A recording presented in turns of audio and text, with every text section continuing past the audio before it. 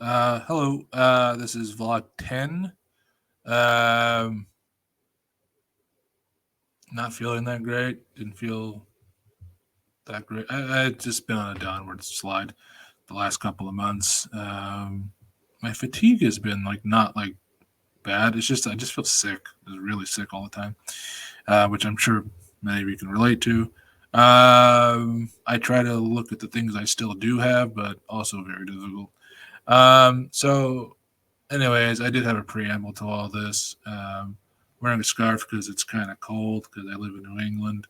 I'm wearing this first time actually. I'm not wearing a hoodie or long sleeves, even though it's not a nice day out. It's like in the I'd say in the mid 50s and damp because I live in New England. Like the thing about living in New England, it's literally like living in like Seattle. Kind of, it's just gray and depressing.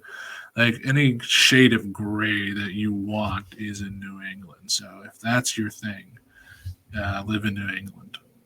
I've been a New Englander for 99% of my life, other than the time that I lived overseas. But most of my life, I've been living in New England. So and it sucks, but it makes you really, really hard and bitter. And you know, people say you have an accent, but I don't think I have an accent. Do I? I don't know. But anyways, vlog 10 will be about the United Fight 24 conference, some clinical trials. I'm not going to go too in depth into clinical trials, and a little game I like to call What If, which is like a coping mechanism for myself when I'm feeling like down about all the things I can't do. So one of the things that I wanted to talk about my first impression of the Unite to Fight 24 conference was that it was okay. It's a okay starting point in terms of like getting people together. However, the huge stumbling block is or the obvious stumbling blocks is that even getting these people together is not satisfactory towards or fulfill any requirements towards ensuring that like somehow their knowledge is going to like cross pollinate or anything like that, or funding is going to cross pollinate, or people are going to be like, oh, okay, yeah, all of a sudden now like I give a shit, like it's just not like seed money is just not going to just start pouring in all of a sudden. And also too, like there's just a lot of like barriers that like they have to clear between different states and governments, right? One of them being like intellectual property, one of them being trade secrets. And also just too that a lot of these places running clinical trials are just like these little boutique proprietary places. So it's not like it's going to be like huge pharmaceutical places that are like already like international outfits that are going to be doing a lot of this stuff. Unfortunately, that would have been probably more beneficial, I presume. So like the ability to like combine like research effort and knowledge and that sort of like intellectual labor is just not going to be there right now. And I think I talked to the guy who started or got the Unite to Fight 24 conference all together with a few other people. And I talked to the lead guy and I told him like that. And he sort of agreed that like that's a huge stumbling block. But they're going to continue the effort, and I'm curious to see where it goes. There's only two things that I wanted to talk about basically from it. One of them was like what Ron Davis said. Ron Davis is I guess, for lack of a better word, like a genius. And his son, everyone knows who his son is. It's Whitney Defoe. His son has very severe ME/CFS, and he kind of like did this thing where he stuff we already knew. So he goes, why does this disease last so long? And the main point is that he thinks that like basically there's some sort of like innate crashes activate innate immunity and restarts the disease. And he had a research assistant. This is the research assistant. This is the person he's talking about, the one patient that clearly had ME/CFS and reported she did not crash for 1 year. So basically she prevented crashing for a year and completely got over the disease. She now runs 16 kilometers a day, mostly with no detrimental effects. So the problem with this is that like that's one person, obviously, and the other problem is that like we have no clue if that mechanism applies to 10%, 20%, 30%, 40%, 50%, etc. We have no clue, right? We don't even know if what he's saying is true, right? That's not on him, really. It's just like I think, and it's also been something that he's been saying for like 4 years now, And so like this was not new information. That kind of bothered me. I was like, all right, tell us something new. Okay, you're not? Okay, never mind then. The other thing was an interesting observation by Danny Altman, which I've also made, which plenty of people have made, which is that he's a lot more confident than I am about this. That so many people are positive after the Unite to Fight 24 conference. Danny Altman said something like the amount of disability there is now governments will have to take notice as it's affecting the economy. I am not so I think that this is true to only a certain extent. To the extent that people actually stop showing up for work and stop working. So the amount of people who get long COVID, for example, or get like these post-viral illnesses is not the same thing as people leaving the workforce entirely. If people start leaving the workforce entirely, that's a different subject. So if people get long COVID but are still able to work to some extent, that's different. That's different. The disability rolls would have to just become exponential at some point. They would just have to start taking off, like after 2025. Like that could be the case. That could very well be the case. But if we don't see like that linear like line that goes like this, because the actuarial tables, for example, to use a comparison for actuarial tables here, let me see if I can pull one up very quickly. I'm trying to talk very fast because I want to get through all this. Chart projection.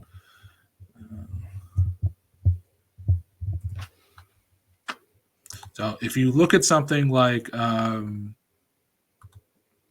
if it will load, yeah, okay.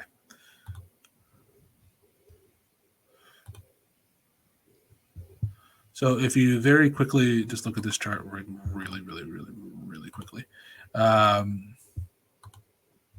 Oh, no. Well, damn. Okay. Well, anyways, the chart for just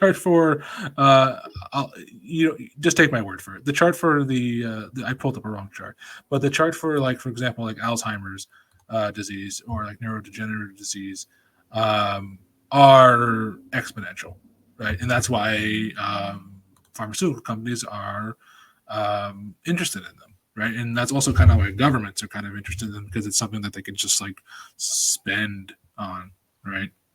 Right.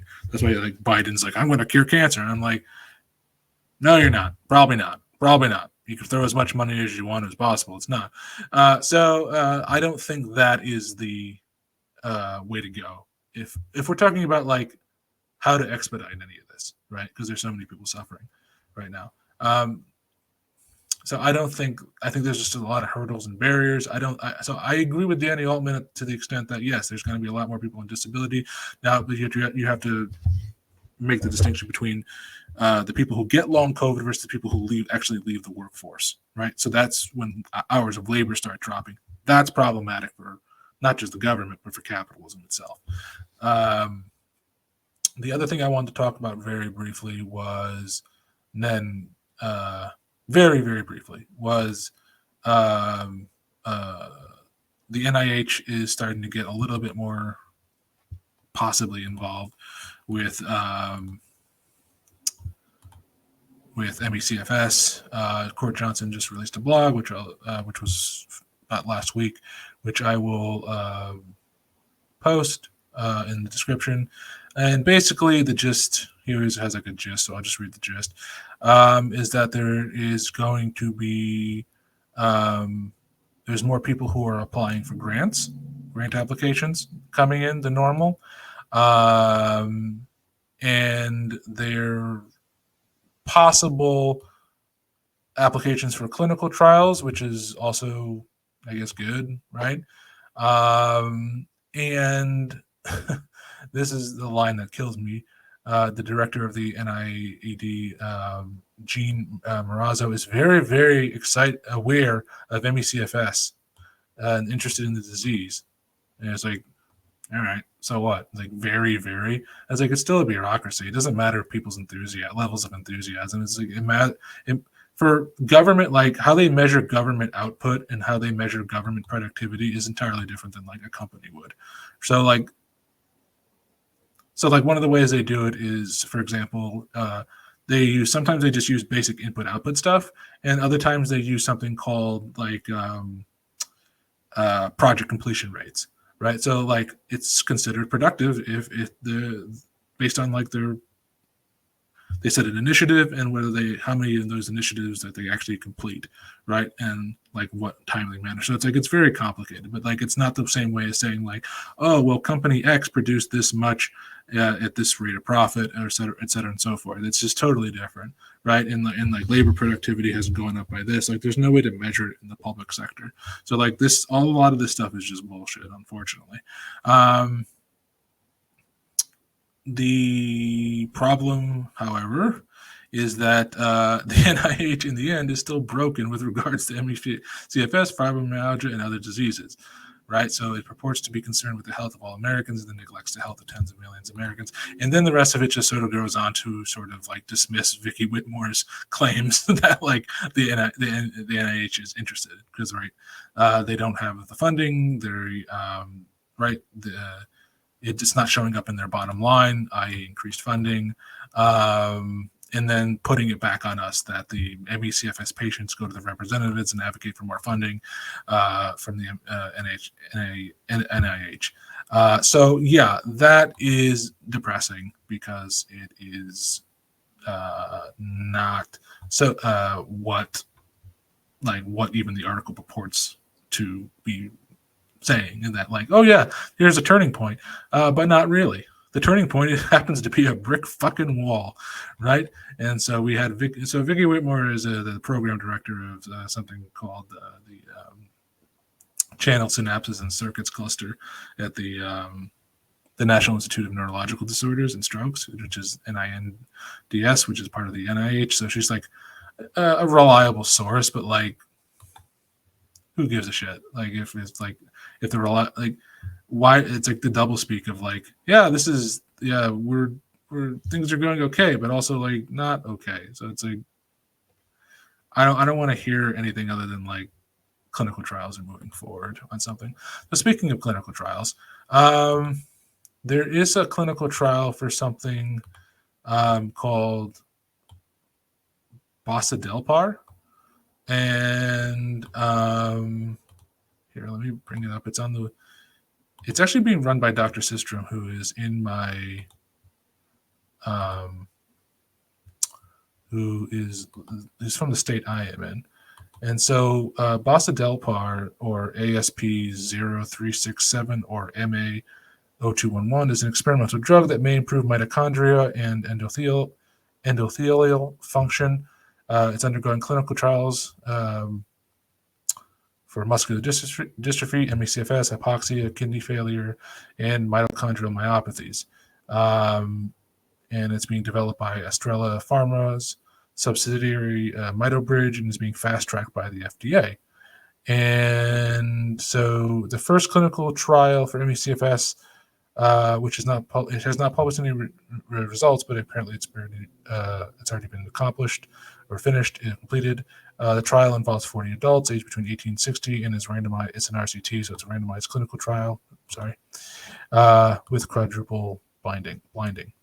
And like I said, David Systrom is helping conduct the current clinical trials at Brigham and Women's, Boston, United States. It's not my hospital, but it's in my state that I live in. That's one of them. The other one is called MitoCure, but I cannot find. I can't find for the life of me. Why can't it is? Oh, yeah. Okay, so it's called MitoDicure. Okay, that's why. Yeah, that makes more sense why I couldn't, because it's not called MitoCure. All right, so I'll probably edit this so I can, but whatever. But anyways, let me share the screen so I can fucking just get through this, because I took up like 6 minutes talking about a drug that trying to find it. So it's so this is the product, and they're going to be trying it on ME/CFS, fibromyalgia, Gulf War syndrome, which makes sense, Lyme disease, and so these are all like hypothesized to be like some sort of like HPA axis illnesses. So I'm not surprised like Gulf War syndrome's in there. So about MDCO02, which is again some sort of proprietary formula, just like BC007.